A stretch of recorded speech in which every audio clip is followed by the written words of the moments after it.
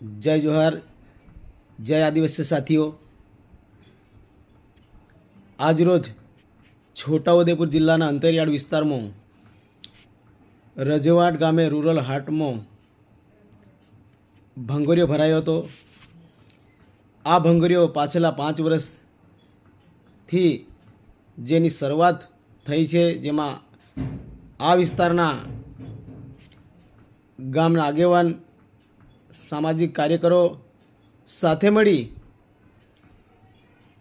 આ વિસ્તારની અંદર જે રૂરલ હાટનું નિર્માણ કરવામાં આવ્યું હતું અને દર વર્ષે હોળીના સમયે ત્યાં હાટના દિવસે ભંગોરિયો ભરાય છે।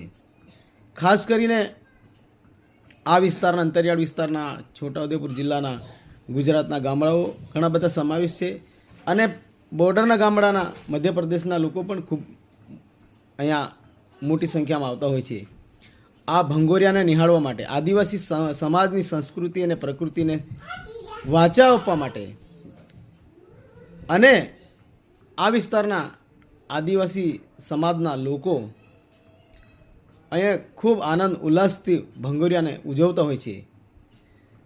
તો ખુશીની વાત છે કે આ વિસ્તારની અંદર આવા સાંસ્કૃતિક કાર્યક્રમોની શરૂઆત અહીંના સામાજિક લોકો કરી છે।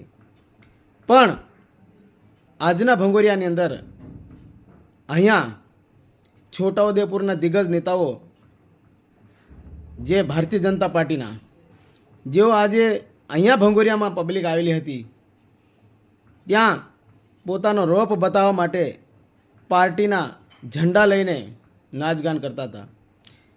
તો અમે કહીએ છીએ કે આ સાંસ્કૃતિક કાર્યક્રમો થતા હોય છે હોળીના તહેવારોની અંદર આદિવાસી વિસ્તારની અંદર, તો આ પાર્ટી પોલિટિશિયનમાં નહીં લાવશો।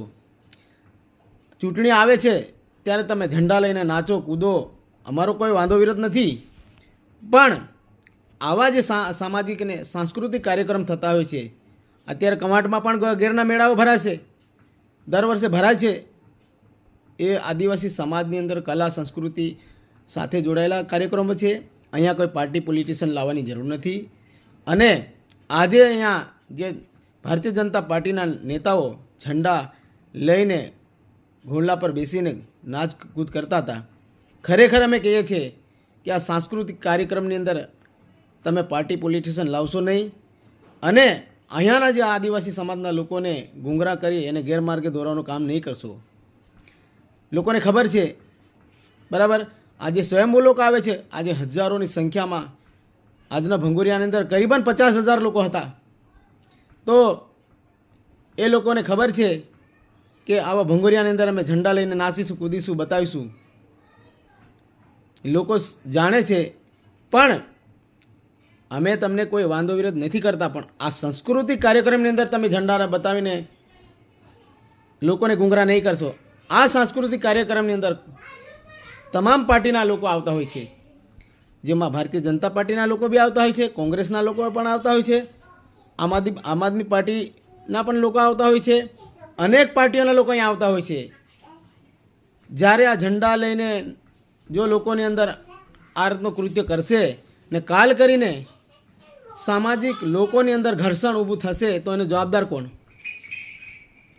એટલા માટે અમે કહીએ છીએ કે આપણા જ લોકો છે બધા, તમે ચૂંટણીના સમયે ઝંડા લઈને બતાવો, રેલીઓ કાઢો, મિટિંગો કરો, કોઈ આપણો વાંધો વિરોધ નથી, પણ આવા સામાજિક કાર્યક્રમની અંદર અમે સખત વિરોધ કરીએ છીએ। આવું કરશે તો અહીંના સામાજિક કાર્યકરોની અંદર જો આવું કામ કરશે, આદિવાસી સમાજની ગરિમાને ઠેસ પડવાનું કામ કરશે તો અમે સખત વિરોધ કરીશું। આવનાર સમયની અંદર આવા ભંગોરિયાની અંદર સામાજિક સાંસ્કૃતિક કાર્યક્રમની અંદર જે ઝંડા લઈને આ લોકો કરશે, પાર્ટી પોલિટિશિયન ઊભું કરશે, તો અમે સખત વિરોધ કરીશું ને કાલ કરીને આ ઘર્ષણ ઊભું થશે તો એને જવાબદાર એમને ગણીશું અમે। ખરેખર આવું નહીં કરવું જોઈએ ને આપણે સૌ લોકો ભેગા થઈ આ લોકોનો વિરોધ કરવો જોઈએ।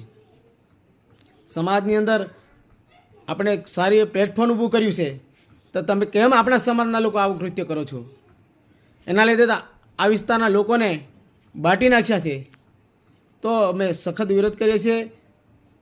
આ વિસ્તારના તમામ લોકોને જાગૃત કરવા માંગીએ છીએ કે આવા લોકોથી સચેત રહો, ચેતીને રહો.